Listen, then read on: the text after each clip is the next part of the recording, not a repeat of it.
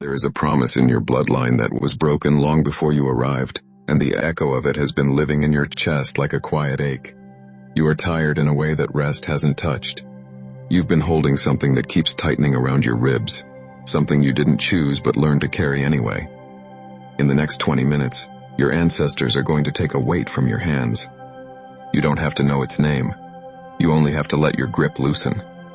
If you have a candle, light it. If not, place your hand on your chest.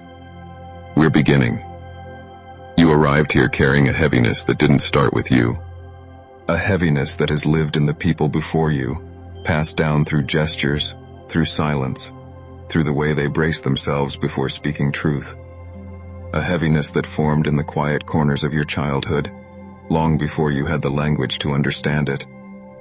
A heaviness that taught you to read the emotional weather of a room before you ever learned to read your own heart. There is a particular ache that comes from being shaped by someone who learned to swallow their own disappointment. Someone who learned to keep going even when life kept taking. Someone who learned to hold their breath through seasons that should have broken them.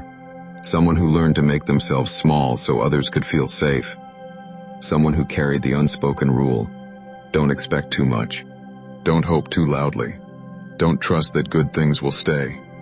You learned this by watching them, by studying the way their eyes dimmed when joy got too close, by noticing the way they tightened their jaw when they wanted to cry, by noticing the way they changed the subject when their own needs rose to the surface, by noticing the way they kept moving, even when their spirit was tired. Their mother carried this before them, and the one before that. A long line of people who learned to survive by lowering their expectations of life. People who learned that disappointment was safer than hope. People who learned that wanting too much invited loss. People who learned that joy was fragile and therefore dangerous. You inherited this, not because you chose it, but because it was woven into the rhythm of your upbringing, into the way you were taught to be grateful for whatever you got, into the way you were taught not to ask for more, into the way you were taught to prepare for the worst, even in moments that were supposed to feel good. You learned to brace yourself. You learned to wait for the other shoe to drop. You learned to celebrate quietly, just in case. You learned to shrink your excitement so disappointment wouldn't sting as much. You learned to hold your breath when something beautiful arrived, afraid it would vanish if you exhaled. But the truth is this: you have desires, deep ones, tender ones, sacred ones, desires that have been waiting for you to stop expecting them to disappear, desires that have been waiting for you to stop treating them like fragile glass, desires that have been waiting for you to trust that good things can stay. And the wound runs deeper than you think.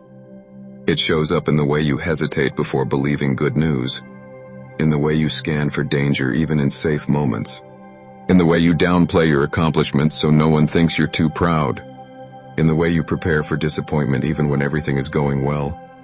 It shows up in the way you love, the way you hold back pieces of yourself, the way you wait for people to change their mind, the way you keep your joy quiet, the way you don't fully let yourself be chosen, the way you expect abandonment even when someone is trying to stay.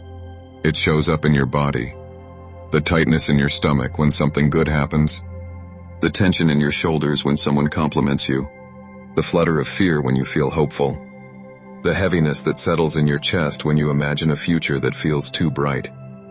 It shows up in your childhood memories, the times you watched someone you loved get excited about something, only to have it taken away, the moments when promises were made but not kept, the way you learned to stop expecting magic, the way you learned to protect yourself from hope. It shows up in the silence around their disappointments, the silence around their broken dreams, the silence around the things they wanted but never received, the silence that became your inheritance. And it shows up in the way you move through the world now, the way you brace yourself before joy, the way you prepare for loss even in moments of abundance, the way you hold your breath when life feels good, the way you convince yourself not to get attached to anything beautiful. But you are not meant to live braced. You are not meant to live waiting for the fall.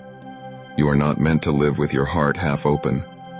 You are not meant to inherit fear as your compass. Your ancestors are here tonight because they want you to know something they could not say when they were alive. Something they could not live out loud.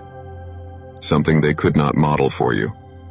They want you to know that hope is not a trap. Hope is not a setup. Hope is not a mistake. Hope is not a weakness.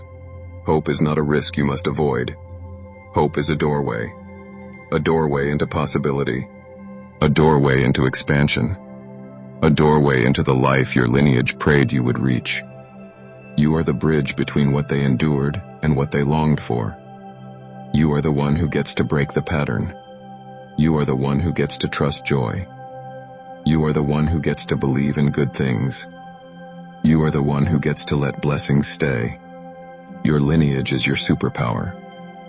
The strength of 1,000 lifetimes lives in your bones. But strength does not mean bracing. Strength does not mean expecting loss.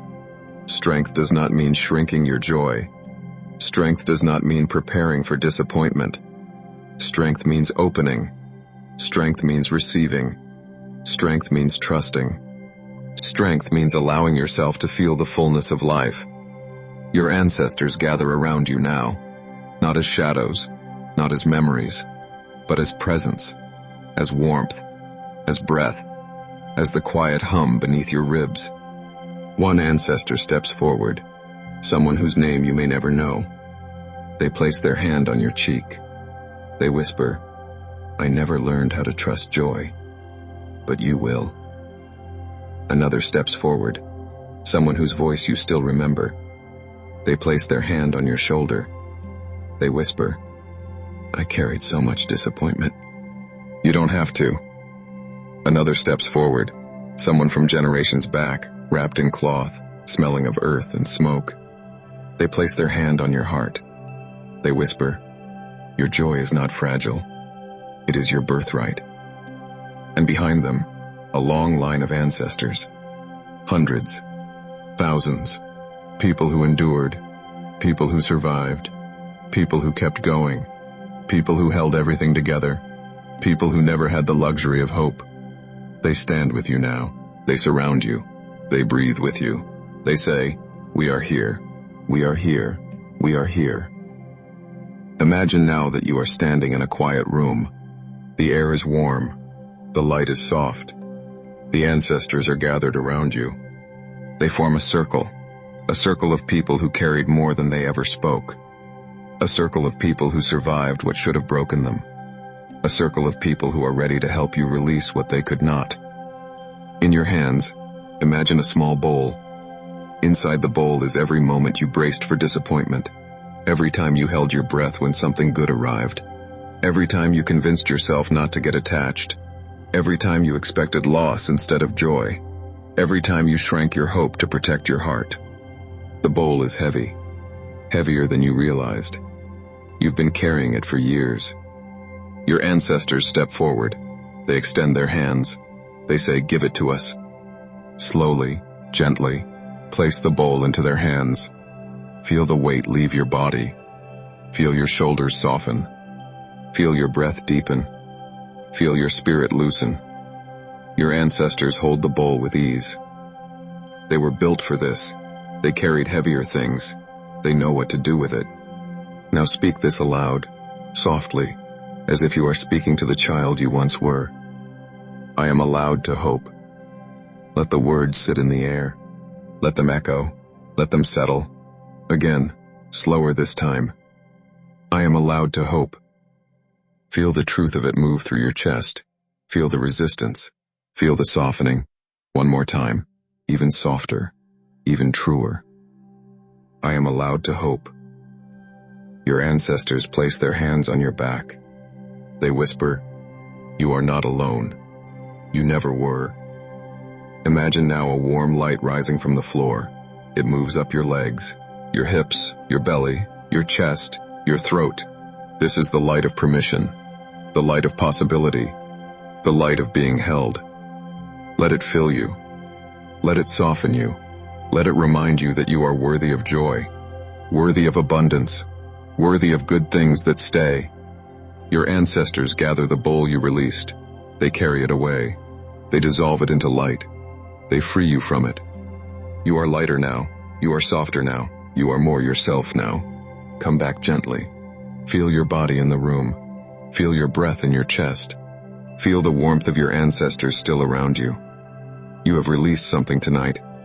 Something old. Something heavy. Something that did not belong to you. Here is your soft instruction for the week. When you wake tomorrow, place your hand on your chest and say, I am safe to trust joy. May your ancestors walk with you. May your spirit soften without fear. May your hope rise without shame. May you remember you were never meant to brace for life. There is a quiet place inside you where hope has always been afraid to land, and your ancestors are walking toward that place now. They move slowly, gently, as if approaching a frightened animal. They know this fear. They carried it too. They carried it for so long that it settled into the marrow of the lineage, becoming a reflex, a tightening, a bracing that lived beneath every joy. You have lived with that reflex your whole life. You have lived with the instinct to prepare for disappointment, even when something beautiful is unfolding. You have lived with the habit of shrinking your excitement so the fall won't hurt as much.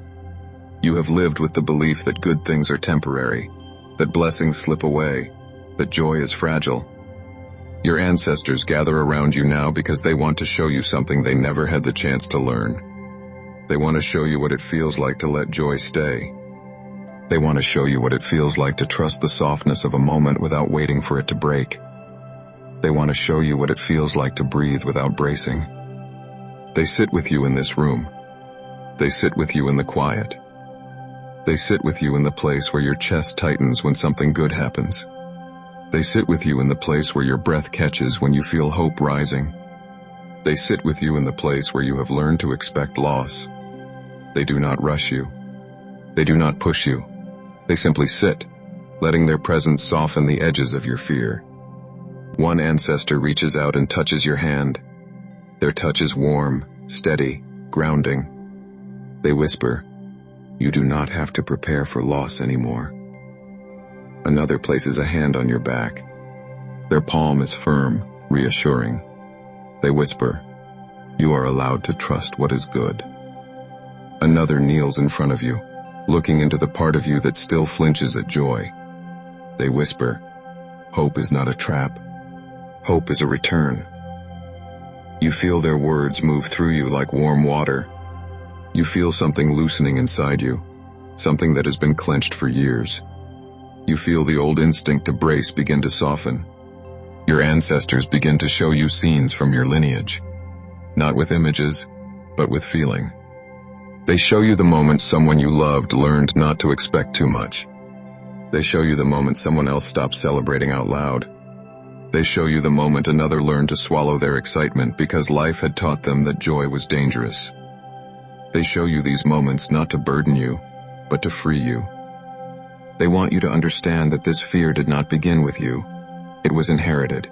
It was taught. It was modeled. It was passed down like a family heirloom, wrapped in silence and caution. And now, they want you to return it. They guide you back to the bowl you placed in their hands. The bowl that held every moment you braced for disappointment. The bowl that held every time you expected something good to vanish. The bowl that held every time you convinced yourself not to hope. They hold the bowl gently, reverently, as if it contains something sacred. Because it does.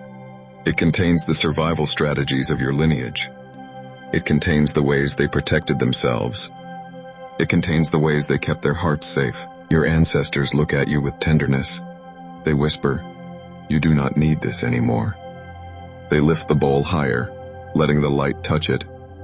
The bowl begins to glow. The heaviness inside it begins to dissolve. The fear begins to unravel. The bracing begins to melt. You feel the shift in your body. You feel the release in your chest.